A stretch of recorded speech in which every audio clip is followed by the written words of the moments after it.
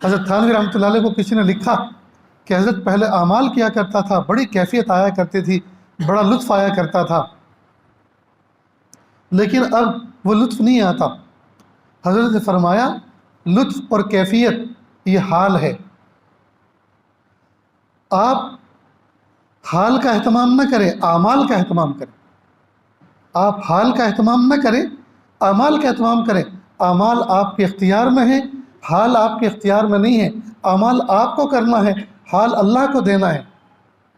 جی، تو جو چیز آپ کے اختیار میں ہے آپ اس کو کرتے رہیں، پھر جو چیز اس کے اختیار میں ہے وہ اپنا کام پورا کرے گا۔ عجیب بات ہے، لوگ جو چیز اپنے اختیار میں نہیں ہے اس کے پیچھے پڑے رہے، کیفیت ڈھونڈتے پھر رہے ہیں، مزے ڈھونڈتے پھر رہے ہیں۔ بھائی اللہ پاک نے ہمیں کیفیت اور مزوں کا بندہ نہیں بنایا، اللہ نے ہمیں اپنا حکم کا بندہ بنایا ہے کہ میں جو کہہ رہا ہوں وہ کرو، اس میں تمہارے لیے نفع ہے، لہٰذا جو کرنے کا کام کہا اس کو کریں، اور جس سے بچنے کے لیے کہا اس سے بچیں۔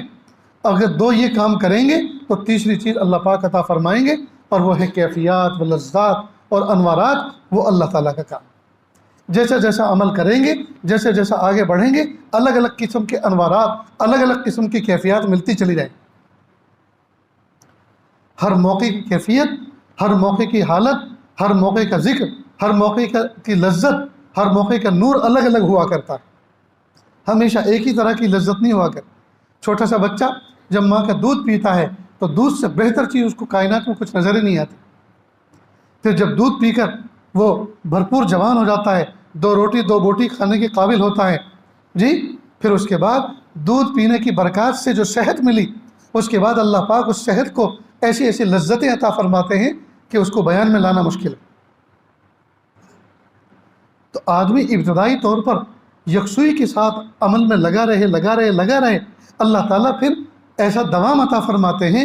پھر جب اعمال میں لگا رہتا ہے تو ہر عمل کا اور ہر دوام پر کچھ ایسے انوارات، ایسی کیفیات عطا فرماتے ہیں جس کو بیان میں لانا مشکل۔